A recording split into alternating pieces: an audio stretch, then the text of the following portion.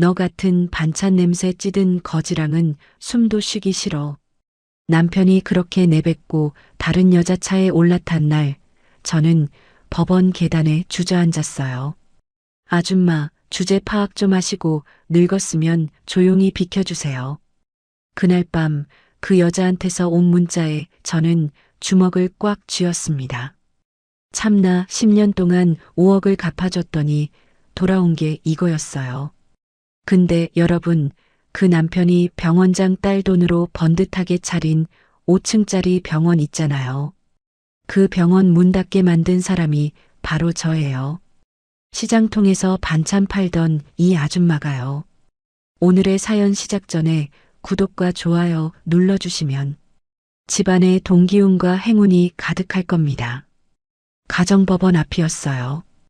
이혼 서류에 도장을 꾹 눌러 찍고 밖으로 나오는데 4월 바람이 얼굴을 때리더라고요. 10년이에요, 여러분. 10년을 같이 산 남자가 제 앞에 서서 뭐라고 했는지 아세요?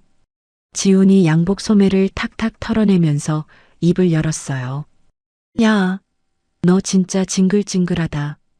너한테서 나는 이 퀴퀴한 반찬 냄새, 이제 아주 지긋지긋해. 왜 숨쉬기도 싫으니까 저리 좀 비켜. 지훈이 코를 틀어막고 헛구역질을 하더라고요. 진짜로요. 사람 앞에서 헛구역질을 한 거예요. 저는 아무 말도 못하고 서 있었어요. 다리에 힘이 쭉 빠지는데 입이 안 떨어지더라고요. 그때 법원 주차장 쪽에서 까만 벤츠가 스르륵 다가왔어요. 운전석 창문이 내려가더니 수아가 선글라스를 밀어 올리면서 환하게 웃었어요. 오빠 뭘 그렇게 꾸물거려? 우리 예약한 식당 늦겠단 말이야. 빨리 타. 지훈이 뒤도 안 돌아보고 조수석 문을 열면서 말했어요. 간다가. 아이고, 이제야 좀 살 것 같네. 저쪽은 냄새가 독해서 구역질이 나 죽는 줄 알았다니까. 문이 철컥 닫히고 벤츠가 출발했어요. 제 앞에서요. 10년을 같이 산 남자가 다른 여자 차를 타고 제 앞에서 사라진 거예요. 저는 법원 계단에 주저앉았어요. 무릎이 콘크리트 바닥에 닿는데 아프지도 않더라고요. 가슴이 너무 아파서 무릎 같은 건 느낄 수가 없었어요. 아니 글쎄, 여러분. 제가 그 사람한테 뭘 했는지 아세요? 10년 전으로 돌아가 볼게요. 새벽 3시 알람이 울리면 저는 이불을 걷어차고 일어났어요. 노량진 수산시장, 가락 농수산물 시장을 돌면서 싱싱한 재료를 골라 담았어요.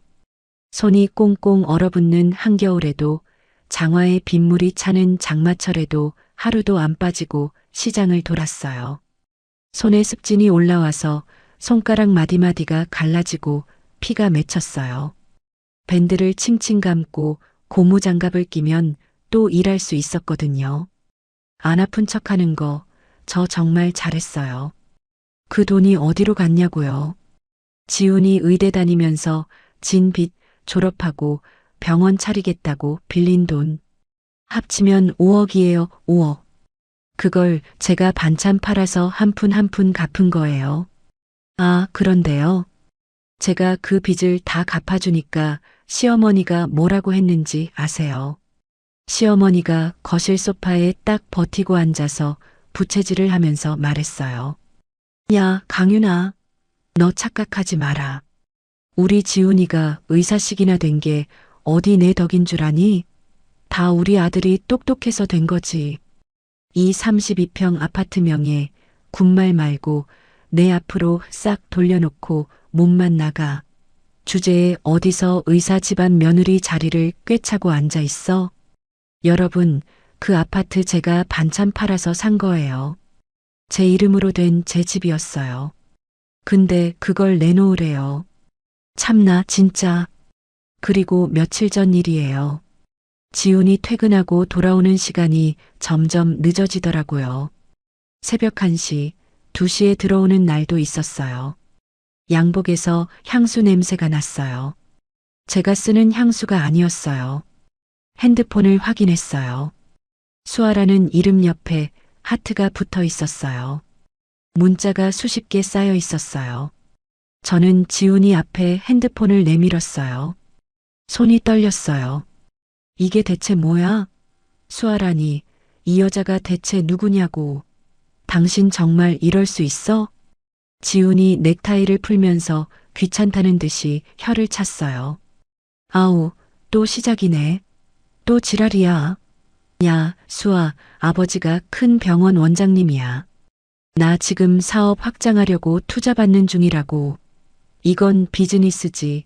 네가 생각하는 그런 지저분한 게 아니란 말이야. 무식한 티 내지 말고 입 닥치고 가만히 좀 있어. 사업이래요, 여러분. 다른 여자랑 새벽까지 같이 다니면서 사업이래요. 진짜 어이가 없어서 말이 안 나왔어요. 그리고 오늘 이혼 도장을 찍고 법원에서 나오자마자 핸드폰이 울렸어요. 은행에서 온 문자였어요. 강윤아 임명의 대출 2억 원, 이번 달 이자 납입이 연체되었습니다. 저는 그 문자를 3번 읽었어요. 2억이요. 제가 빌린 적 없는 2억이 제 이름으로 잡혀 있었어요. 손이 떨리는 걸 꾹 참고 지훈한테 전화를 걸었어요. 야, 박지훈, 너 미쳤니? 내 이름으로 2억이나 대출을 받았다고? 이게 대체 어떻게 된 일이야? 당장 말해. 지훈이 코웃음을 치면서 대답했어요. 아, 그거 의료기기 들여올 때 내 명의가 좀 필요해서 썼다. 왜? 야, 너도 그동안 의사 마누라 소리 들으면서 호강하며 살았잖아. 그 정도는 네가 갚아야지. 안 그래? 하하. 전화가 뚝 끊겼어요. 저는 핸드폰을 쥔 채 한참을 서 있었어요. 그날 밤 짐을 싸서 아파트를 나왔어요. 여행 가방 하나에 옷 몇 벌, 그게 10년 살림의 전부였어요. 아파트 현관문을 닫는데 핸드폰이 울렸어요. 모르는 번호에서 온 문자였어요. 아줌마, 거울 좀 보세요. 그 꾀죄죄한 꼴로 오빠 옆에 있고 싶어요? 늙었으면 눈치껏 비켜줘야지.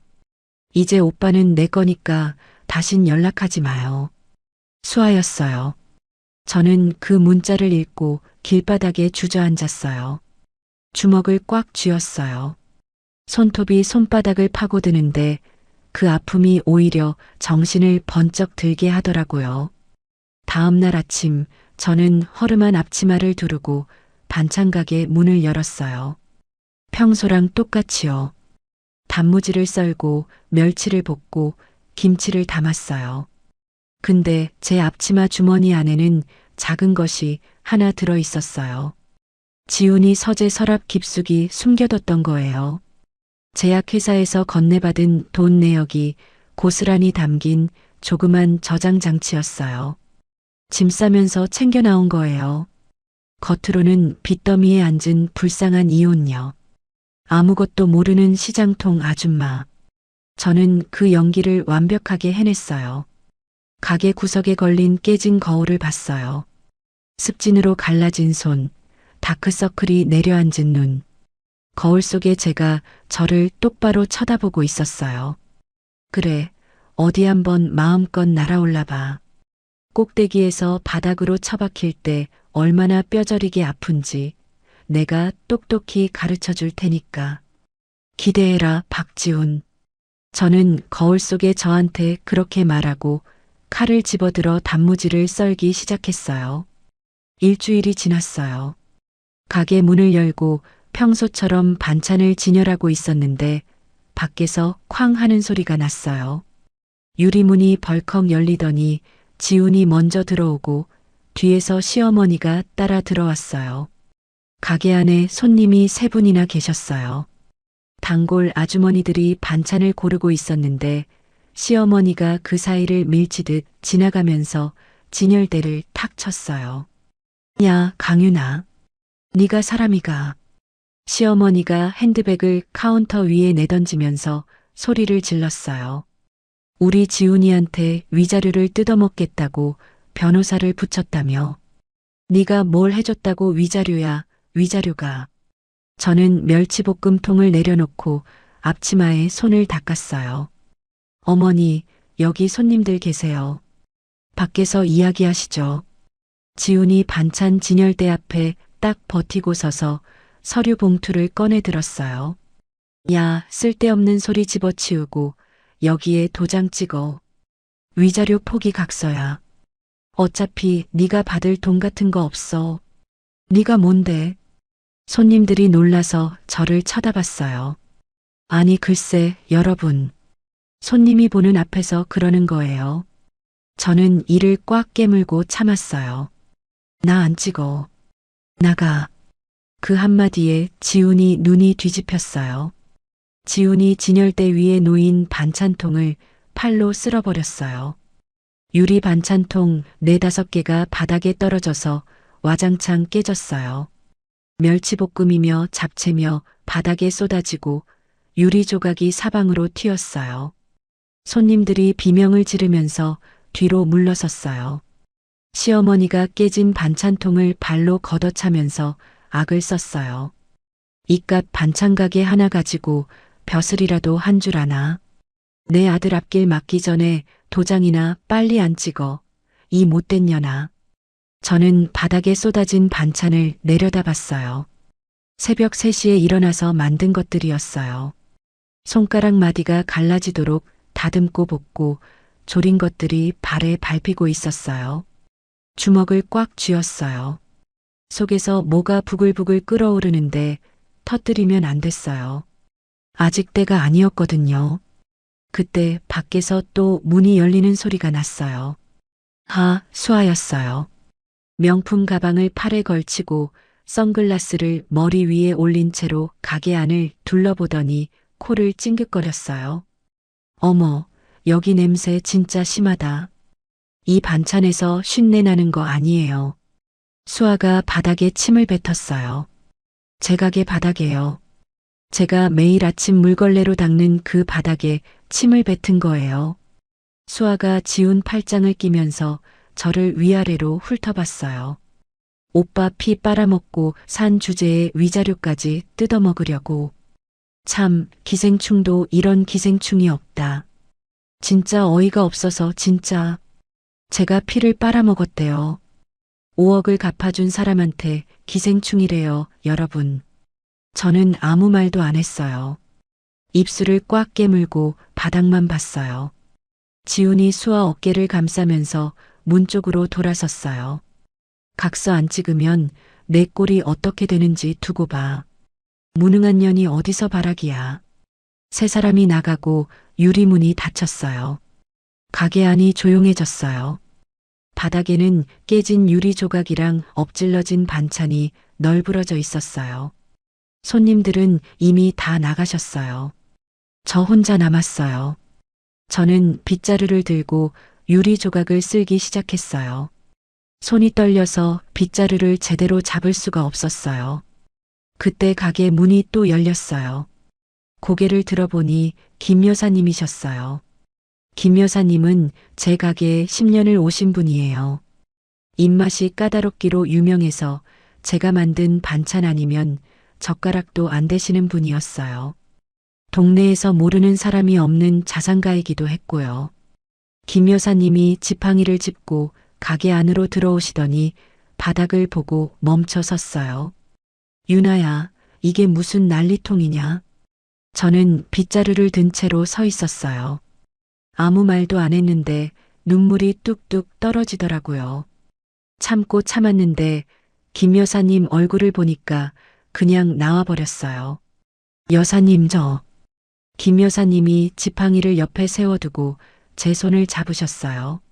습진으로 갈라진 제 손을 보시더니 얼굴이 확 굳어지셨어요. 앉아. 천천히 다 얘기해봐. 저는 가게 구석 의자에 앉아서 다 말씀드렸어요. 10년 동안 새벽마다 시장을 돌며 5억을 갚아준 것. 지훈이 병원장 딸이랑 바람이 나서 저를 내쫓은 것. 제 이름으로 2억을 몰래 대출받아 놓은 것. 전부 다요. 김 여사님이 듣고 계시다가 지팡이를 집어들어 바닥을 쾅 내리치셨어요. 호로 자식들. 내 입맛에 맞는 반찬 만드는 이 귀한 손에 피눈물을 내게 해. 내가 그놈들 뼈도 못 추리게 만들어주마. 김 여사님 눈에 불이 켜졌어요. 저는 그 눈빛을 보면서 코끝이 시큰해졌어요. 10년 동안 반찬 장사하면서 제 편이 되어준 사람이 한 명도 없었거든요. 다음 날 오후였어요. 김 여사님이 양복을 빼입은 남자 2명을 데리고 가게로 오셨어요. 명함을 받아보니까 서울에서 제일 큰 로펌 변호사들이었어요. 김 여사님이 의자에 앉으시면서 지팡이를 탁 내려놓으셨어요. 유나야, 그 나쁜 놈이 새로 차리려는 병원 건물 있잖아. 그 건물부터 뒤져봐야 해. 변호사가 서류를 펼치며 설명했어요. 강윤아 씨, 그 5층짜리 상가 건물 등기를 떼봤는데 빚이 잔뜩 걸려 있습니다. 병원장 쪽에서 무리하게 매입하려다 자금이 꼬인 겁니다. 저는 그 말을 듣고 가만히 생각했어요. 빚이 걸려 있다. 그 빚을 내가 사들이면 어떻게 될까? 김 여사님이 제 표정을 읽으셨는지 고개를 끄덕이셨어요. 내 돈으로 그 빚 전부 사줄 테니까 네 이름으로 해. 그러면 그 건물에서 꼼짝도 못하게 된다. 진짜 숨이 멎는 줄 알았어요. 김 여사님이 그렇게까지 해주신다는 게 믿기지 않았어요. 며칠 뒤 건물에 걸린 빚이 전부 제 이름으로 넘어왔어요. 서류상으로 저는 지훈이 병원 차리려는 그 건물의 빚쟁이가 된 거예요. 그리고 하나 더 했어요. 지훈이 제 이름을 도용해서 빌린 2억, 그 돈으로 산 의료 장비들을 법원에 신고해서 손 못 대게 묶어놨어요. 그 사이 지훈이랑 수아는 뭘 했냐고요. 최고급 예식장에서 샴페인 터뜨리면서 결혼식을 올렸어요. 둘이 활짝 웃으면서 축하받고 있었죠. 저는 그날 밤 가게 카운터에 앉아서 서류 뭉치를 정리했어요. 빚서류, 장비 묶어놓은 서류, 전부 빠짐없이 갖춰져 있었어요. 카운터 위 깨진 거울에 제 얼굴이 비쳤어요. 저는 입꼬리를 슬쩍 올렸어요. 박지훈, 너 지금 샴페인 마시고 있지? 많이 마셔도. 그게 내 인생 마지막 축배니까. 며칠 뒤 아침이었어요. 가게 문을 열고 콩나물을 다듬고 있는데 밖에서 누가 문을 두드렸어요.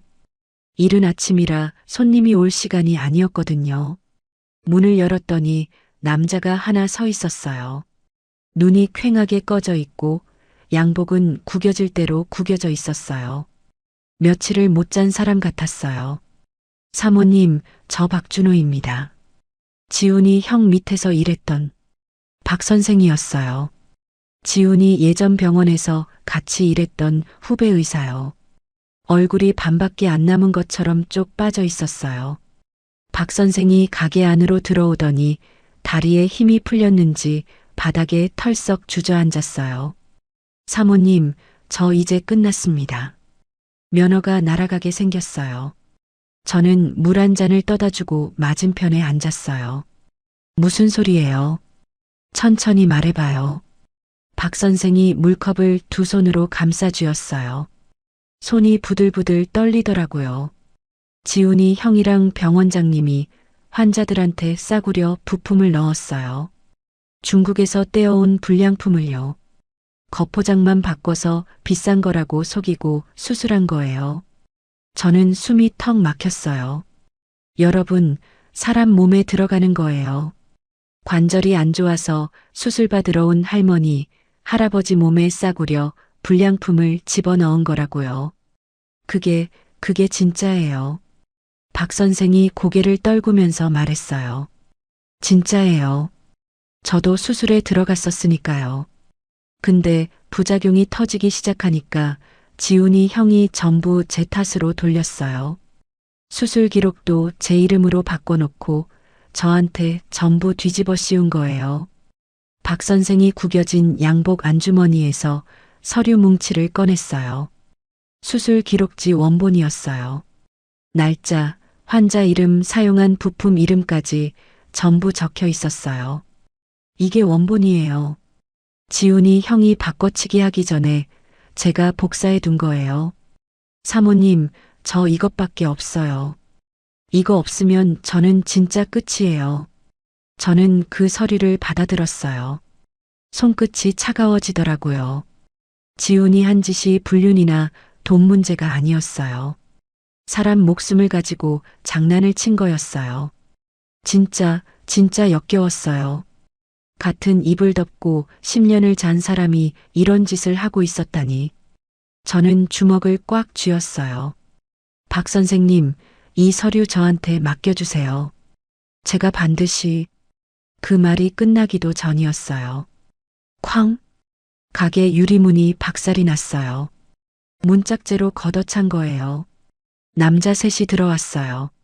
몸집이 크고 눈이 사나운 놈들이었어요. 용역 깡패들이었어요. 맨 앞에 선 놈이 가죽 점퍼 주머니에 손을 찔러 넣은 채 저를 내려다봤어요. 아줌마, 박 원장님이 전하는 말 있어. 얌전히 입 다물고 있으래. 쓸데없는 짓 하면 이 가게에 불이 날 수도 있다고. 박 선생이 벌떡 일어나면서 소리쳤어요. 이 사람들이 누구 형이 보낸 거야. 형이. 깡패 하나가 박 선생의 멱살을 움켜쥐더니 벽으로 밀어붙였어요. 박 선생의 등이 선반에 부딪히면서 반찬통들이 와르르 쏟아졌어요. 닥쳐, 이 새끼야. 또 다른 놈이 제 쪽으로 다가왔어요. 저는 서류를 등 뒤로 감추려고 했어요. 근데 그놈이 제 손목을 확 비틀어서 서류를 낚아챘어요. 이거지. 이거. 놈이 서류 뭉치를 흔들어 보이면서 씩 웃었어요. 그리고 제 앞치마 주머니를 뒤지더니 안에 있던 작은 저장 장치까지 꺼내갔어요. 아, 여러분. 제가 그렇게 아끼던 그 저장 장치요. 지훈이 제약회사한테 받은 돈 내역이 담긴 거. 그걸 빼앗긴 거예요. 안 돼. 그거 내놔. 제가 달려들었더니 맨 앞에 섰던 놈이 제 멱살을 잡고 바닥에 패대기 쳤어요. 등이 바닥에 부딪히면서 숨이 확 막혔어요. 깨진 유리 조각 위로 손이 짓눌려서 피가 쭉 흘렀어요. 박 선생도 바닥에 쓰러져 있었어요. 놈들이 박 선생의 등을 밟으면서 문 쪽으로 끌고 나가기 시작했어요. 사모님, 살려주세요. 사모님. 박 선생이 바닥에 끌려가면서 저를 보고 소리쳤어요. 저는 손에서 피가 흐르는 채로 일어나려고 했는데 다리에 힘이 안 들어갔어요. 놈들이 박 선생을 질질 끌고 나가고 가게가 조용해졌어요. 바닥에 피가 뚝뚝 떨어지고 있었어요. 제 손에서 나온 피였어요. 얼마나 지났을까 핸드폰이 울렸어요. 지훈이었어요. 저는 피 묻은 손으로 전화를 받았어요. 야, 강윤아. 네가 아무리 발버둥 쳐봤자 넌 바닥에서 기어다니는 지렁이야. 나는 하늘 위에 있는 사람이고 주제 파악 좀 하고 살아.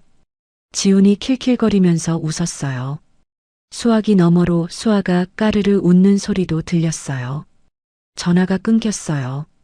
저는 핸드폰을 바닥에 내려놓고 한참을 앉아 있었어요.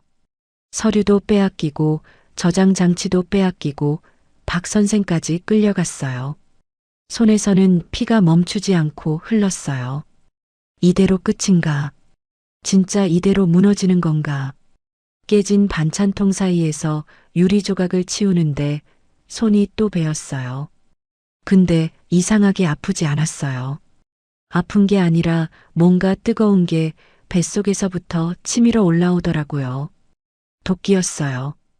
뼛속까지 차오르는 도끼. 저는 피나는 손을 대충 행주로 감쌌어요. 그리고 카운터 서랍을 열었어요. 김 여사님이 주셨던 명함이 거기 있었어요. 명함을 집어들고 가게 문을 나섰어요. 택시를 잡았어요. 기사님이 백미러로 제 손을 보더니 놀라서 물었어요. 손님, 병원부터 가셔야 하는 거 아닙니까? 아니요. 여기로 가주세요. 저는 명함에 적힌 주소를 읽어드리고 창밖을 봤어요. 피가 행주를 적시면서 빨갛게 번지고 있었어요. 박 선생의 얼굴이 떠올랐어요. 바닥에 끌려가면서 저를 부르던 그 목소리가 귓속에서 맴돌았어요. 미안해요, 박 선생님. 근데 이대로 안 끝나요. 절대로. 택시가 큰 도로로 접어들었어요. 저는 피 묻은 손을 무릎 위에 올려놓고 이를 꽉 깨물었어요. 로펌 사무실 문을 열고 들어서자마자 안내 직원이 제 손을 보고 기겁했어요. 행주에 피가 배어 나와서 바닥에 뚝뚝 떨어지고 있었거든요. 김 여사님이 회의실에서 나오시다가 저를 보고 지팡이를 놓으실 뻔하셨어요. 유나야, 네 그 손이 뭐고? 저는 회의실 의자에 앉자마자 다 말씀드렸어요. 박 선생이 수술 기록지 원본을 가져온 것. 깡패들이 들이닥쳐서 서류랑 저장 장치를 전부 빼앗아 간 것. 박 선생이 끌려간 것. 하나도 빠짐없이요. 변호사 2명이 제 말을 들으면서 얼굴이 점점 굳어졌어요. 김 여사님이 지팡이를 쾅 내리치셨어요. 깡패까지 동원해. 사람이 아니라 짐승이구나, 그놈들이. 김 여사님이 핸드폰을 꺼내 들면서 말씀하셨어요. 유나야, 증거를 빼앗겼으면 다시 찾으면 돼. 다른 데서. 여러분, 김 여사님이 어떻게 하셨는지 아세요? 그 자리에서 바로 전화를 돌리기 시작하셨어요. 동네 유지 사모님들한테요. 나야 나. 김씨. 급한 일이야. 그 대형 병원 있잖아. 수아, 아버지 병원. 거기 의료 장비 납품하는 업체 사장 알지? 그 사장 뒷구멍이 어디 있는지 좀 알아봐. 전화 1통, 2통, 3통. 김 여사님의 전화가 끝나기도 전에 사모님들한테서 연락이 오기 시작했어요. 이틀이 지났어요. 사모님들 네트워크가 얼마나 대단한지 여러분은 상상도 못하실 거예요. 납품업체 사장이 몰래 만나는 여자가 있다는 정보가 들어왔어요. 그 여자가 사는 오피스텔 위치까지 딱 찍어서요. 김 여사님이 로펌 회의실 테이블을 손바닥으로 탁 치시면서 말씀하셨어요. 그 여자한테 장부가 있어. 납품업체 사장이 병원장하고 주고받은 진짜 거래 내역 이중으로 만들어둔 장부. 그걸 그 여자 집 금고에 넣어뒀다더라. 변호사가 안경을 고쳤으면서 물었어요. 그걸 어떻게 확보합니까? 김 여사님이 팔짱을 끼고 의자에 등을 기대셨어요. 돈이면 되지. 그 여자도 사장한테 버림받을까봐 불안해하고 있다더라. 목돈 쥐어주면 입도 열고 금고도 열어. 진짜 김 여사님은 무서운 분이에요. 전쟁터에서 장군 같으셨어요. 사흘째 되던 날 밤이었어요. 변호사가 큰 봉투 하나를 들고 로펌 사무실로 들어왔어요. 테이블 위에 봉투를 내려놓더니 안에서 두꺼운 장부를 꺼냈어요. 확보했습니다. 저는 떨리는 손으로 장부를 펼쳤어요. 숫자가 빼곡하게 적혀 있었어요. 병원장이 납품업체한테 싸구려 부품을 사면서 비싼 부품값으로 서류를 꾸민 내역이었어요. 그 차액이 어디로 갔느냐? 해외에 만들어둔 유령 회사로 빠져나갔어요. 수십억이요. 여사님, 이거면 되는 거예요. 제 목소리가 떨렸어요. 김 여사님이 장부를 한 장 한 장 넘기시면서 고개를 끄덕이셨어요. 그래, 이거면 그놈들 목줄이야. 저는 며칠 밤을 새웠어요. 변호사들이랑 회의실 바닥에 장부를 펼쳐놓고 한 줄 한 줄 짚어가면서 분석했어요. 날짜, 금액, 이체 기록을 전부 맞춰봤어요. 커피를 12잔도 넘게 마셨어요. 눈이 충혈되고 손가락이 뻣뻣해졌는데 멈출 수가 없었어요. 그 사이 지훈의 병원은 어떻게 됐냐고요. 아니 글쎄, 수아가 인터넷에 홍보를 떡 벌려놓으니까 개원도 하기 전에 예약이 밀려들었어요. 지훈은 동네 곳곳에 자기 얼굴이 박힌 현수막을 내걸고 다녔어요. 명의라면서요. 명의래요, 여러분. 싸구려 불량품 넣은 사람이 명의래요. 참나. 저는 매일 밤 병원 맞은편 카페에 앉았어요. 아메리카노 한 잔 시켜놓고 창밖으로 5층짜리 건물을 올려다봤어요. 층마다 환하게 불이 들어와 있었어요. 인테리어 공사가 한창이었거든요. 저 안에서 지훈이 뭘 하고 있을지 뻔했어요. 원장실 가죽 의자에 앉아서 다리 꼬고 커피 마시면서 콧노래를 부르고 있겠죠. 여러분, 좀만 기다려보세요.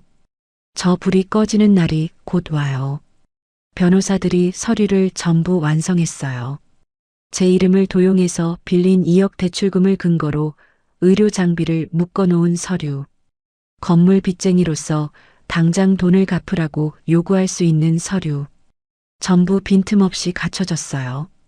깡패들한테 당하던 날 가게 구석에 몰래 달아놨던 소형 카메라도 살아있었어요. 놈들이 저를 패대기 치고 박 선생을 끌고 나가는 장면이 선명하게 찍혀 있었거든요. 그 영상을 김 여사님의 조카분한테 넘겼어요. 경찰에서 일하시는 분이었어요. 모든 준비가 끝난 날이었어요. 저는 가게 뒷방 거울 앞에 섰어요. 늘어진 낡은 티셔츠를 벗어서 구석에 던졌어요. 김 여사님이 맞춰주신 정장을 꺼내 입었어요. 검은색 재킷에 하얀 블라우스, 구두까지.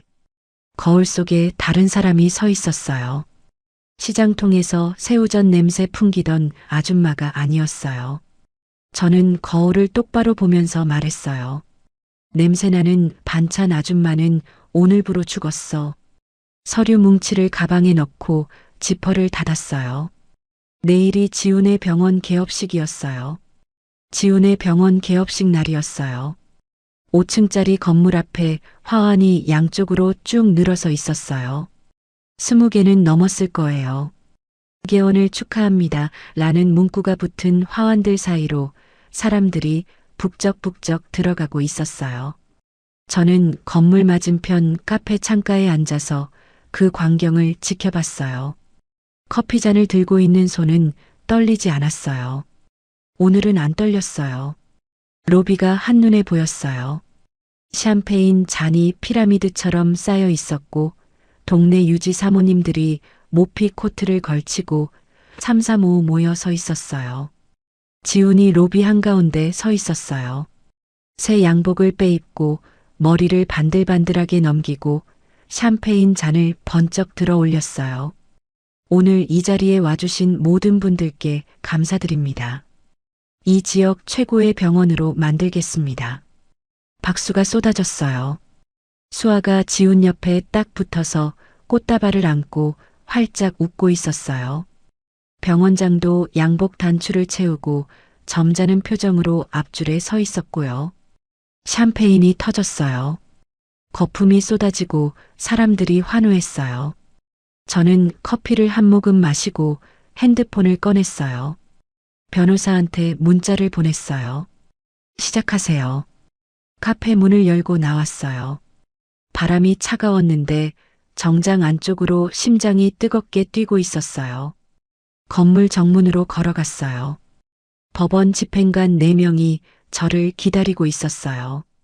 양복 차림에 서류 가방을 든 사람들이었어요. 강윤아 씨, 준비되셨습니까? 저는 고개를 끄덕였어요. 로비 안으로 들어갔어요. 사람들 사이를 지나가는데 향수 냄새랑 샴페인 냄새가 뒤섞여 있었어요. 그때 로비 벽에 걸린 대형 화면이 지지직거리면서 화면이 바뀌었어요.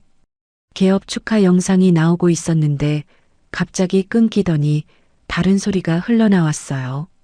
지훈의 목소리였어요. 아, 그 제약회사 사장이 또 보냈어. 하하, 매달 꼬박꼬박 들어와. 아, 그리고 그 반찬 냄새나는 년 있잖아. 그년이 뭘 안다고. 무식한 게 딱 좋아. 들킬 일이 없으니까. 제가 미리 준비해둔 녹음이었어요. 저장 장치는 빼앗겼지만 저도 바보가 아니거든요. 미리 복사해둔 게 있었어요. 로비가 순식간에 조용해졌어요. 샴페인 잔을 들고 있던 사람들이 서로 얼굴을 쳐다봤어요. 웅성거리는 소리가 파도처럼 퍼졌어요. 지훈의 얼굴이 하얗게 질렸어요. 샴페인 잔을 든 손이 부들부들 떨리더라고요. 저는 집행관들과 함께 로비 한가운데로 걸어갔어요. 구두굽이 대리석 바닥에 딱딱 울렸어요. 지훈이 저를 봤어요. 눈알이 튀어나올 것처럼 커졌어요. 어떻게 네가 여기에? 저는 가방에서 서류 뭉치를 꺼냈어요. 그리고 지훈 앞에 탁 내밀었어요. 축하해, 박지훈. 네가 서 있는 이 건물, 빚이 전부 내 이름으로 넘어와 있어. 그리고 저기 보이는 비싼 장비들 있지. 그것도 전부 묶여 있어. 내 이름으로. 서류가 지훈의 가슴팍에 부딪히고 바닥에 흩어졌어요. 지훈이 서류를 내려다보면서 입을 벌렸다 닫았다 했어요. 말이 안 나오는 거예요. 집행관들이 움직이기 시작했어요. 한 명이 수술실 문을 열었어요. 또 한 명이 로비에 놓인 비싼 장비에 다가갔어요. 붉은색 딱지를 꺼내 들더니 장비 옆면에 탁 붙였어요. 수술실 안에 있던 장비에도 탁. 원장실 문을 열고 들어가서 가죽 의자에도 탁. 여러분, 그 붉은 딱지가 뭔지 아시죠? 손대지 마시오. 라고 적힌 딱지예요. 저거 붙으면 손도 못 대는 거예요. 층마다 올라가면서 딱지를 붙이니까 5층 건물 전체가 붉은색 딱지 천지가 됐어요. 수아가 꽃다발을 바닥에 내던지면서 비명을 질렀어요. 뭐야 이게? 아빠한테 전화해. 빨리 경찰 불러서 이 미친년 끌어내. 수아가 핸드폰을 꺼내 들었는데 아무도 안 도와줬어요. 사모님들이 하나둘 슬금슬금 자리를 피하기 시작했거든요. 김 여사님한테 이미 얘기를 다 들은 분들이었어요. 한 사모님이 수아 옆을 지나가면서 혀를 차더라고요. 즉, 환자한테 가짜 넣고 돈 해먹은 병원이 이 동네에서 장사를 해. 수아의 얼굴이 시뻘개졌어요. 입술이 파르르 떨리면서 바닥에 주저앉았어요. 저는 지훈한테 한 걸음 다가갔어요. 지훈이 뒷걸음질을 쳤어요. 다리가 후들후들 떨리고 있었어요. 저는 지훈의 귀 가까이에 얼굴을 가져갔어요. 그리고 낮은 목소리로 말했어요. 내 이름 훔쳐서 빌린 2억, 이자까지 쳐서 한 푼도 안 남기고 다 뽑아낼 거야. 네가 서 있는 이 바닥도 내 거야. 박지훈, 너 이제 끝이야. 지훈의 무릎이 꺾이더라고요. 양복 바지 무릎이 대리석 바닥에 닿았어요. 샴페인 잔이 손에서 미끄러져 바닥에 떨어지면서 산산조각이 났어요. 수아가 바닥에 앉은 채로 울면서 악을 썼어요. 아빠가 가만 안 둘 거야. 두고 봐. 너 진짜 끝장이야. 저는 수아를 내려다보면서 아무 말도 안 했어요. 말할 필요가 없었어요. 집행관들과 함께 로비를 빠져나왔어요. 건물 밖으로 나오니까 바람이 불었어요. 4월 바람이었는데 처음으로 따뜻하게 느껴졌어요. 가슴 안에서 10년 동안 눌러놨던 뭔가가 터져 나오는 것 같았어요. 시장 바닥에서 새우젓 통 나르면서 허리가 끊어질 것 같던 새벽. 습진 걸린 손으로 멸치를 볶으면서 눈물을 삼키던 밤. 그게 전부 한꺼번에 쏟아져 나오는 기분이었어요. 저는 길가에 서서 가슴을 쓸어내렸어요. 숨을 크게 들이쉬고 내쉬었어요. 그때 핸드폰이 울렸어요. 공장 반장님이었어요. 사장님, 큰일 났습니다. 사장님, 지금 공장에 사람들이 들이닥쳤어요. 반장님 목소리가 떨리고 있었어요. 택시를 잡아타고 공장으로 달려갔어요. 도착하니까 공장 앞에 관용차 2대가 세워져 있었어요. 위생과 직원들이 공장 안을 헤집어 놓고 있었어요. 반장님이 공장 입구에서 저를 보자마자 달려왔어요. 사장님, 아침 9시 딱 되자마자 들이닥쳤어요. 예고도 없이 그냥 우르르 들어와서 다 뒤지고 있어요. 공장 안으로 들어가 봤어요. 직원 셋이 구석에 몰려서서 어쩔 줄 몰라 하고 있었어요. 위생과 직원 하나가 냉장고 문을 활짝 열어젖히고 식자재 통을 하나씩 끄집어내고 있었어요. 이거 유통기한 표시가 불분명하네. 이것도 빼. 이것도 멀쩡한 식자재였어요, 여러분. 제가 그날 새벽에 시장에서 직접 골라온 것들이었어요. 유통기한도 전부 붙여놨고요. 저는 위생과 팀장한테 다가갔어요. 저기요, 왜 예고도 없이 오신 거예요? 저희 공장 위생 점수 매번 만점이었거든요. 팀장이 서류판을 들고 저를 쳐다보지도 않으면서 말했어요. 민원이 들어왔습니다. 확인 절차예요. 민원이래요. 10년 동안 민원 한 번 안 들어온 공장에 갑자기 민원이 들어왔대요. 누가 넣었는지 뻔하잖아요. 위생과 직원들이 2시간 동안 공장을 샅샅이 뒤졌어요. 냉장고, 조리대, 배수구, 환기시설까지 전부요. 그리고 팀장이 공장 정문에 종이 한 장을 붙였어요. 전면 영업 정지 처분. 저는 그 종이를 멍하니 쳐다봤어요. 다리에 힘이 풀려서 벽에 등을 기댔어요. 반장님이 제 옆으로 오더니 조심스럽게 물었어요. 사장님, 이거 그 사람들이 한 거죠? 병원 쪽에서. 고개만 끄덕였어요. 입을 열면 울 것 같아서요. 점심때쯤 되니까 직원들이 하나둘 짐을 챙기기 시작했어요. 제일 오래된 직원인 순자 씨가 앞치마를 벗으면서 눈물을 글썽거렸어요. 사장님, 나 이번 달 월세 내야 하는데 공장 언제 다시 열어요? 저는 아무 말도 못했어요. 순자 씨 뒤에 서 있는 직원들 얼굴이 전부 보였어요. 저 때문에 M1 사람들이 일터를 잃은 거예요. 가슴이 짓눌리는 것 같았어요. 숨을 쉬는데 목구멍이 막히는 느낌이었어요. 그날 오후 지훈한테서 전화가 왔어요. 야, 강윤아. 기분이 어때? 공장 문 닫혔지. 지훈이 코웃음을 치면서 말했어요. 당장 병원 장비에 붙인 딱지 떼고 내 앞에 무릎 꿇고 빌어. 그러면 고소는 취하해 줄게. 넌 돈도 없고 백도 없잖아. 시장통 아줌마가 어디서 바라기야. 전화를 끊고 핸드폰을 주머니에 넣었어요. 손이 떨렸어요. 분노 때문인지 무서움 때문인지 모르겠었어요. 엎친 데 덮친 격이었어요. 지훈이 비싼 변호사를 사서 저를 경찰에 고소했더라고요. 전 남편의 재산을 노리고 서류를 위조해서 영업을 방해한 사기꾼이라고요.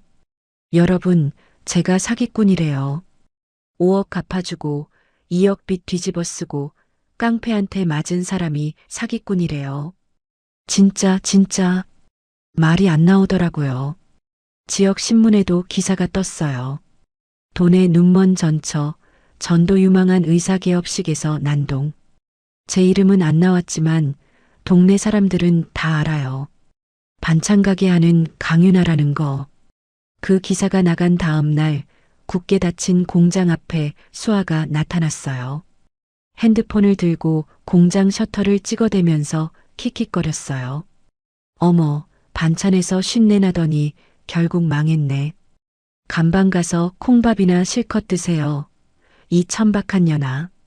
수아가 셔터 앞에서 브이를 하면서 사진을 찍었어요. 제 공장 앞에서요. 영업 정지 딱지가 붙은 제 공장 앞에서 웃으면서 사진을 찍은 거예요. 저는 공장 안에서 창문 너머로 그 꼴을 봤어요. 주먹을 꽉 쥐었다가 폈어요. 지금 나가서 머리채를 잡으면 제가 지는 거였어요. 참았어요. 이를 깨물고 참았어요. 며칠 뒤 경찰서 출석 날이 왔어요. 정문 앞에 기자들이 깔려 있었어요. 제가 택시에서 내리자마자 카메라 플래시가 터지기 시작했어요. 강윤아 씨, 전 남편 재산을 노린 거 맞습니까? 서류 위조 혐의에 대해 한 말씀 해주세요. 기자들이 마이크를 들이밀면서 소리쳤어요. 사방에서 플래시가 터지는데 눈앞이 하얘지면서 다리가 휘청거렸어요. 바닥에 쓰러질 뻔한 순간 누가 제 팔을 잡아줬어요. 강윤아 씨, 괜찮습니다. 저희가 있습니다.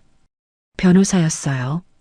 김 여사님이 붙여주신 변호사가 제 팔을 잡고 기자들을 해치면서 경찰서 안으로 들어갔어요. 조사실 문을 열었어요. 안쪽에 김 여사님이 앉아 계셨어요. 지팡이를 옆에 세워두고 등을 꼿꼿이 세우고 계셨어요. 김 여사님이 저를 보시더니 단호하게 고개를 끄덕이셨어요. 변호사 3명이 나란히 서서 저를 바라봤어요. 눈빛이 단단했어요. 저는 이를 꽉 깨물었어요. 입술 안쪽에서 피 맛이 났어요. 무너지면 안 돼요. 여기서 무너지면 지훈이 이기는 거예요. 수아가 이기는 거예요. 공장 직원들이 길바닥에 나앉는 거예요. 저는 조사실 의자에 앉으면서 등을 똑바로 폈어요. 시작하죠. 경찰 조사가 끝나자마자 저는 김 여사님과 함께 로펌 사무실로 향했어요. 택시 안에서 김 여사님이 제 무릎을 톡톡 치시면서 말씀하셨어요. 유나야, 이제 꺼낼 때가 됐다. 더 묵혀두면 우리가 먼저 쓰러져. 저도 알고 있었어요. 공장은 문이 닫혔고 직원들은 월급을 못 받고 저는 사기꾼으로 몰리고 있었어요. 더 참을 시간이 없었어요. 로펌 사무실에 도착하니까 변호사가 테이블 위에 이중장부 사본과 분석 자료를 쫙 펼쳐놨어요. 강윤아 씨, 이걸 언론에 넘기면 돌이킬 수 없습니다. 괜찮으시겠습니까? 저는 1초도 안 망설였어요. 넘기세요. 그날 오후 대형 방송국 기자를 만났어요. 조용한 카페 구석에서요. 이중장부 사본, 분석 자료, 병원장이 유령 회사로 돈을 빼돌린 내역을 전부 건넸어요. 기자가 자료를 넘기면서 눈이 점점 커지더라고요. 이게 전부 사실입니까? 전부 사실이에요. 환자들 몸에 싸구려 불량품을 넣고 그 차액을 수십억씩 빼돌렸어요. 기자가 자료를 가방에 넣으면서 고개를 끄덕였어요. 며칠만 주십시오. 제대로 터뜨리겠습니다. 그 사이 김 여사님도 가만 안 계셨어요. 동네 큰손 사모님들을 전부 불러 모으셨어요. 김 여사님 집 거실에 12명이 둘러앉았다고 하더라고요. 김 여사님이 테이블을 탁 치시면서 말씀하셨어요. 그 병원 원장놈들이 우리한테 뭘 한 줄 알아? 우리 몸에 싸구려 고철을 넣었어. 가짜를 넣고 진짜 값을 받아 처먹은 거야. 사모님들이 술렁거렸어요. 그 병원에서 수술 받으신 분도 계셨거든요. 뭐라고? 내가 작년에 거기서 수술 받았는데. 나도 거기서 했어. 김 여사님이 손을 들어 조용히 시키셨어요. 곧 뉴스에 나와. 그때 가서 깜짝 놀라지 말고 미리 알아두라고 모은 거야. 그리고 주변에도 얘기해. 그 병원 절대 가지 말라고. 사모님들이 자리에서 일어나면서 핸드폰을 꺼내 들었어요. 그때부터 소문이 돌기 시작했어요. 여러분, 동네 사모님들 입소문이 얼마나 빠른지 아세요? 하루도 안 돼서 온 동리가 다 알게 됐어요. 며칠이 지났어요. 그날 저녁 9시였어요. 저는 로펌 회의실에서 변호사들이랑 같이 텔레비전을 켜놓고 앉아 있었어요. 뉴스 시작 음악이 나오고 앵커가 입을 열었어요. 대형 병원장 일가의 충격적인 의료 비리가 드러났습니다. 환자들에게 불량 부품을 삽입하고 그 차액 수십억 원을 해외로 빼돌린 정황이 포착됐습니다. 화면에 지훈의 5층짜리 병원이 나왔어요. 그 다음에 병원장의 본원 건물이 나왔어요. 이중장부 내역이 화면에 쫙 깔리면서 돈이 어디서 어디로 흘러갔는지 도표로 보여줬어요. 그리고 지훈의 얼굴이 화면에 떴어요. 며칠 전 개업식에서 샴페인 들고 웃던 그 얼굴이요. 해당 병원 원장은 제약회사로부터 불법 뒷돈을 수수한 혐의도 받고 있으며 이를 은폐하기 위해 전 배우자에게 폭력 조직을 동원한 정황까지 확인됐습니다. 소형 카메라에 찍힌 영상도 나왔어요. 깡패들이 제 가게에 들어와서 저를 패대기 치고 박 선생을 끌고 나가는 장면이요. 모자이크 처리가 됐지만 얼마나 거칠게 당했는지 다 보였어요. 또한 지역 구청 위생과의 표적 단속 배후에 병원장 일가의 로비가 있었던 것으로 드러나 관련 공무원들도 수사를 받을 예정입니다. 저는 텔레비전 화면을 보면서 숨을 크게 내쉬었어요. 두 손을 무릎 위에 올려놓았는데 떨리지 않더라고요. 김 여사님이 옆에서 지팡이를 탁 치시면서 말씀하셨어요. 잘됐다. 이제 그놈들 꼼짝 못해. 다음 날 아침이었어요. 뉴스가 터지자마자 세상이 뒤집혔어요. 경찰 수사대가 지훈의 5층 병원에 들이닥쳤어요. 동시에 병원장의 본원에도 수사관들이 우르르 들어갔어요. 양쪽을 한꺼번에 친 거예요. 지훈이 원장실에서 수갑을 차고 끌려 나오는 장면이 텔레비전에 생중계됐어요. 며칠 전까지 명예행세를 하던 사람이 고개를 푹 숙이고 수사관들 사이에 끼어서 나오는 거예요. 수아 아버지인 병원장도 본원에서 수갑을 찬 채 나왔어요. 양복깃이 구겨져 있었고 얼굴이 흑빛이었어요. 병원 앞에는 사람들이 몰려들기 시작했어요. 거기서 수술 받았던 환자들이었어요. 내 몸에 가짜를 넣었다고. 내 돈 돌려내. 이 사기꾼들아, 나와. 환자 수백 명이 모여서 소리를 지르고 변호사들이 집단으로 소송을 걸기 시작했어요. 그리고 제 공장 영업 정지요. 뉴스에서 위생과 표적 단속 배후가 밝혀지면서 담당 공무원 3명이 줄줄이 잡혀 들어갔어요. 영업 정지 처분은 바로 취소됐어요. 여러분, 이게 끝이 아니에요. 방송을 본 사람들이 제 반찬 공장으로 주문을 보내기 시작했어요. 전화가 쉴 새 없이 울렸어요. 인터넷 주문도 폭주했어요. 영업 정지 당하기 전보다 3배는 넘게 주문이 들어왔어요. 순자 씨한테 전화했어요. 순자 씨, 내일부터 다시 나와요. 공장 문 열어요. 순자 씨가 전화기 너머로 코를 훌쩍거렸어요. 사장님, 진짜요. 진짜 다시 여는 거예요. 진짜예요. 빨리 나와요. 주문 밀려서 손이 모자라. 전화를 끊고 나니까 수아 소식이 들려왔어요. 수아가 병원장 아버지 몰래 숨겨둔 비자금을 챙겨서 공항으로 도망쳤대요. 밤중에 캐리어 끌고 출국장으로 갔다더라고요. 근데요, 여러분. 출국장 앞에서 형사들이 기다리고 있었어요.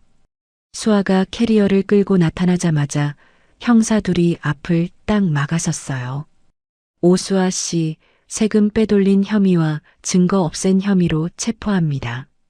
수아가 캐리어를 놓치면서 바닥에 주저앉았어요. 명품 가방이 바닥에 나뒹굴었어요. 싫어, 나 아무 잘못 없어. 놓으라고. 수아가 바닥에서 발버둥을 치는 모습이 공항 보안 카메라에 찍혀서 그것도 뉴스에 나왔어요. 수아 일가의 재산이 전부 묶였어요. 은행 계좌, 부동산, 차량 전부요. 병원 2곳이 빚을 못 갚아서 부도가 났어요. 그러니까 지훈이 어떻게 됐겠어요. 수아 아버지한테 꼬리 잘린 거예요. 병원장이 변호사 통해서 통보했대요.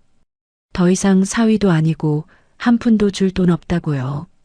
지훈은 면허도 돈도 병원도 아내도 전부 잃고 거리에 나앉았어요. 저는 그날 밤 로펌 사무실 창가에 서서 커피를 한 잔 마셨어요. 뉴스 화면에 지훈이 수갑 차고 끌려 나오는 장면이 반복 재생되고 있었어요. 커피가 따뜻했어요. 오랜만에 마시는 따뜻한 커피였어요. 겨울이 왔어요. 모든 폭풍이 지나가고 조용한 겨울이었어요. 그날 아침 저는 새로 뽑은 승용차 안에서 핸드폰을 확인하고 있었어요. 공장 주문 현황이랑 매장 인테리어 진행 상황을 체크하는데 모르는 번호에서 전화가 왔어요. 받았어요. 유나. 숨소리가 먼저 들렸어요. 그 다음에 콧물 섞인 목소리가 흘러나왔어요. 지훈이었어요. 유나, 나야. 나 지훈이야. 저는 핸드폰을 귀에 대고 가만히 있었어요. 아무 말도 안 했어요. 내가 미쳤었어. 진짜 미쳤었어. 유나, 나 지금 끼니를 못 때우고 있어. 고시원 월세도 밀려서 쫓겨나게 생겼고 막노동 나가도 정가자라고 안 써줘. 유나, 제발 밥 한 끼만. 밥 한 끼만 사줘. 진짜 굶어 죽을 것 같아. 지훈이 울었어요. 전화기 너머로 흐느끼는 소리가 들렸어요. 콧물 훌쩍거리는 소리, 목이 꺾이는 소리까지 전부 들렸어요. 여러분, 제가 어떤 기분이었을 것 같아요. 10년 동안 새벽 3시에 일어나서 시장을 뛰었어요. 손이 갈라지도록 반찬을 만들었어요. 5억을 갚아줬어요. 그랬더니 반찬 냄새 찌든 거지라고 헛구역질을 하던 사람이에요. 제 이름으로 2억을 몰래 빌려놓고 호강값이라고 웃던 사람이에요. 깡패를 보내서 저를 바닥에 패대기 치던 사람이에요. 그 사람이 지금 전화기 너머에서 밥 한 끼만 사달라고 울고 있었어요. 저는 코끝으로 웃음이 나왔어요. 참으려고 했는데 안 되더라고요. 어쩌니 박지훈, 너 같은 정가자 거지는 내 건물에 발도 못 들인다. 전화를 끊었어요. 가볍게요. 손가락 하나로 통화 종료 버튼을 톡 눌렀어요. 핸드폰을 조수석에 내려놓고 창밖을 봤어요. 아무 감정도 안 들더라고요. 미안하지도 시원하지도 슬프지도 않았어요. 그냥 끝난 거였어요. 지우는 그 뒤로 의사 면허가 영구히 취소됐어요. 수십억 대의 빚에 시달리면서 빚쟁이들한테 쫓겨다녔어요. 폐지를 줍는다는 소문도 들었어요. 어디서 뭘 하고 있는지 저는 관심 없었어요. 봄이 오기 직전이었어요. 저는 5층짜리 상가 건물 앞에 서 있었어요. 지훈이 병원을 차리려던 바로 그 건물이요. 그 건물이 이제 제 이름으로 넘어왔어요. 빚을 전부 갚고 절차를 밟고 등기를 새로 쳤어요. 서류에 찍힌 이름이 강윤아였어요. 시장 바닥에서 반찬 팔던 강윤아가 건물주가 된 거예요. 여러분, 진짜예요. 제가 건물주가 됐어요. 1층과 2층에는 제 이름을 내건 대형 반찬 본점을 열었어요. 간판이 올라가는 날 김 여사님이 제일 먼저 오셨어요. 지팡이를 짚고 매장 안을 한 바퀴 둘러보시더니 고개를 끄덕이셨어요. 유나야, 잘했다. 이게 네 자리야. 김 여사님 뒤로 사모님들이 줄줄이 들어오셨어요. 매장이 꽉 찼어요. 첫날부터 반찬이 동이 날 정도였어요. 순자 씨가 앞치마를 매면서 웃었어요. 사장님, 이거 다 팔리면 내일 새벽에 또 시장 가야 하는 거 아니에요. 가야지. 가야 하는데 이제는 내가 안 가도 돼. 순자 씨가 가줄 거잖아. 순자 씨가 손사래를 치면서 웃었어요. 직원들이 다 같이 웃었어요. 그 웃음소리가 매장 안에 꽉 차더라고요. 주말이 됐어요. 저는 건물 3층 문을 열었어요. 새로 인테리어를 끝낸 의원이었어요. 박 선생이 가운을 입고 서 있었어요. 예전에 퀭하게 꺼졌던 눈이 아니었어요. 등도 펴지고 얼굴에 혈색이 돌아와 있었어요. 사모님, 저 이거 진짜 받아도 되는 겁니까? 박 선생님, 여기서 제대로 된 의사 노릇하세요. 아픈 사람 고쳐주는 진짜 의사요. 박 선생이 고개를 숙이면서 입술을 꽉 깨물었어요. 한참을 그러고 있다가 고개를 들었는데 눈이 빨갛게 젖어 있었어요. 꼭 그러겠습니다. 꼭요. 저녁에는 5층 회의실에 밥상을 차렸어요.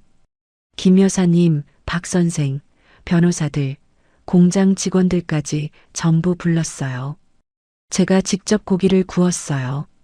김 여사님이 고기 한 점을 드시더니 지팡이로 바닥을 톡 치셨어요. 유나야, 네 손맛은 여전하다. 이 맛 때문에 내가 10년을 다닌 거야. 다들 웃으면서 밥을 먹었어요. 고기 굽는 소리, 수저 부딪히는 소리, 웃음소리가 섞였어요.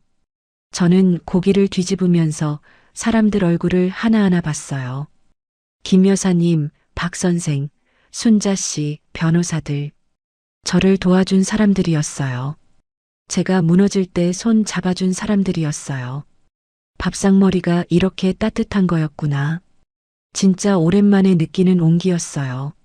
식사가 끝나고 다들 돌아간 뒤 저는 빈 회의실에 혼자 앉아 있었어요. 창밖으로 가로등 불빛이 보였어요. 화장실에 가서 거울을 봤어요. 습진이 가라앉은 손, 다크서클이 옅어진 눈. 정장을 입고 서 있는 제가 거울에 비쳤어요. 10년 전에 새벽 시장을 누비던 그 사람이랑 같은 사람이 맞나 싶었어요. 이제 진짜 내 인생의 시작이네. 거울 속에 제가 웃고 있었어요. 편안하게요. 건물을 나와서 주차장으로 걸어갔어요. 승용차 문을 열고 시동을 걸었어요. 히터에서 따뜻한 바람이 나왔어요. 도로로 나서니까 바람이 불어왔어요. 겨울이 끝나가는 바람이었어요. 곧 봄이 오겠다 싶었어요. 저는 엑셀을 밟았어요. 탁 트인 도로 위로 가로등이 쭉 이어져 있었어요. 하나씩 지나칠 때마다 불빛이 얼굴을 스치고 지나갔어요. 백미러는 안 봤어요. 뒤에 뭐가 있든 상관없었어요. 앞만 보고 달렸어요. 여러분, 강윤아 씨의 이야기가 잘 들으셨나요? 10년 동안 새벽 시장을 누비면서 손이 갈라지도록 반찬을 만들었던 사람. 남편 빚 5억을 갚아줬더니 반찬 냄새 찌든 거지라는 소리를 들었던 사람. 그 사람이 결국 자기 이름이 걸린 건물 앞에 서서 자기 가게 문을 열었어요. 세상에 공짜는 없더라고요. 남의 피눈물을 밟고 올라간 사람은 결국 그 높이만큼 떨어지게 돼 있었어요. 반대로 바닥에서 이를 악물고 버틴 사람한테는 반드시 다시 일어설 날이 오더라고요. 근데 여러분, 저는 이 이야기에서 강윤아 씨보다 더 기억에 남는 게 하나 있어요. 김 여사님이에요. 10년 동안 반찬 사드시면서 묵묵히 단골이 되어주셨던 그분이 가장 힘든 순간에 손을 내밀어 주셨잖아요. 결국 사람을 살리는 건 사람이에요. 평소에 성실하게 진심을 다해 살아온 시간은 절대 배신하지 않더라고요. 그 시간들이 쌓여서 나를 도와줄 사람을 만들어주는 거예요. 오늘 이 이야기 들으시면서 혹시 지금 힘든 시간을 보내고 계신 분이 있다면 이 한마디만 드리고 싶어요. 바닥이라고 느껴질 때가 진짜 시작이에요. 거기서 포기하지만 않으면 반드시 길이 열립니다. 이야기를 끝까지 들어주신 분이 계시다면 잘 들었다고 댓글 하나만 남겨주세요. 항상 다채롭고 재밌는 이야기 들고 올 수 있도록 노력하는 채널이 되겠습니다. 항상 좋은 일만 가득하시길 바랍니다. 오늘도 사연 끝까지 들어주신 시청자 여러분 정말 감사합니다. 오늘 사연 이야기 어땠는지 댓글로 알려주시면 정말 감사하겠습니다. 오늘도 좋은 하루 보내시길 바라겠습니다.